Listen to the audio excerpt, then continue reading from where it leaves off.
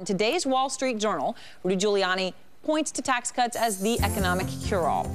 Are tax cuts exactly what our economy needs to keep America great? Jerry Bernstein is a CNBC contributor and senior economist with the Economic Policy Institute.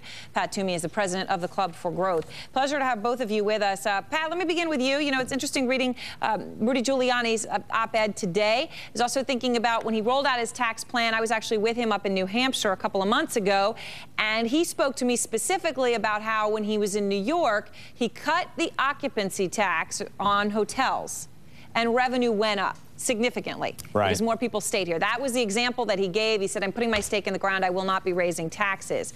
So he's basically saying if you cut, revenues go up. That's the Reagan way of looking at it, right? It's the classic supply side argument, and it's been true in the United States. It's been true all around the world. Look, it's not a controversial idea that taxes are harmful to economic growth. Economies grow despite taxes if the level isn't too high.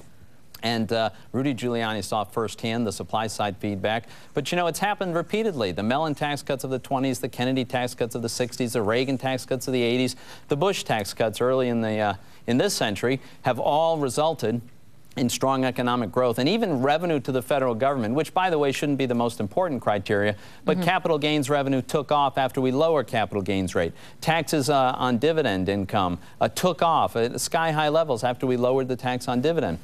So Rudy Giuliani is right about this. He does mention also the need to get spending under control and to avoid a protectionist trade war, but lower taxes can only help economic growth.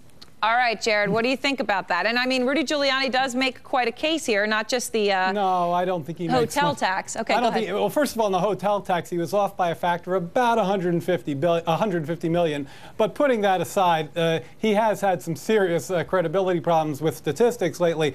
Look, there was a great editorial in the newspaper the other day. It was called Mr. Giuliani and the Tax Fairy. Pat Toomey has a point in terms of the sign. He's all wrong in terms of the magnitude.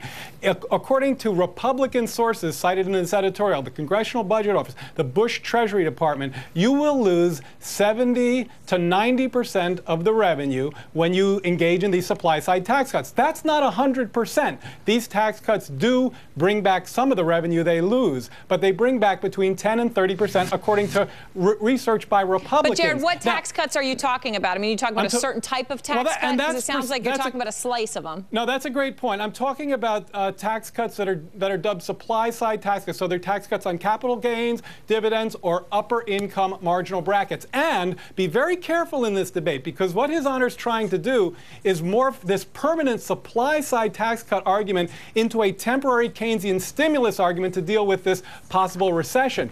Remember, those tax cuts to get the economy percolating again, which I support, by the way, tax cuts or any temporary, and he's not talking about that. No, Pat, isn't it true, though, that the capital gains tax cuts of the past few years have resulted in more revenue?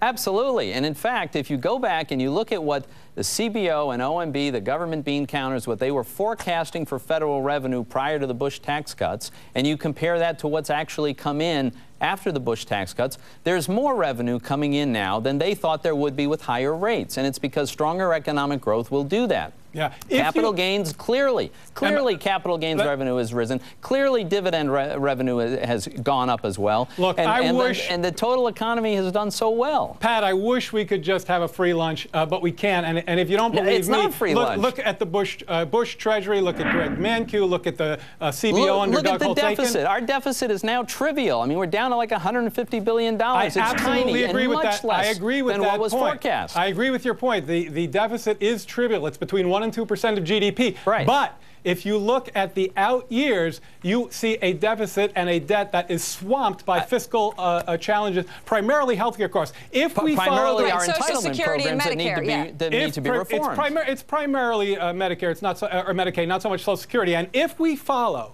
the Giuliani plan or any of these other plans that want to make the Bush tax cuts permanent, you are going to be swamped in debt because we have fiscal needs in this country that will not be met under this plan. The only answer to this long-term problem, which Jared is right about the long-term imbalance, and it is fundamentally unsustainable middle-class entitlement programs. They need to be reformed and fixed, and meanwhile, you need the strongest possible economic growth so you focus on to generate the revenue rather than taking from elsewhere. Okay, let's take that as a given. Listen to what Mr. Giuliani says in his op-ed. He cites directly, and I mean directly by name, two programs that he wants to cut, and they amount to about $3 million with an M dollars. This op-ed reminds me of exactly what George Bush said when he came into office. I'm going to get this under control. I'm going to cut spending. He also it ain't going to happen. He also said very specifically he wants to allow half of all the retiring workers to retire and not be replaced. Yeah, that's already baked into the cake. That's major attrition. That's baked into the cake. He's also said that all of his cabinet agencies have to cut spending across the board by 5 to 10%, and he's going to hold them to that. Well, that's significant. Pat, you one last word there. Not the argument, because obviously this argument will go on and on. Certainly, if not forever, close to it. But thanks very much to both of you, gentlemen. Thanks for having me.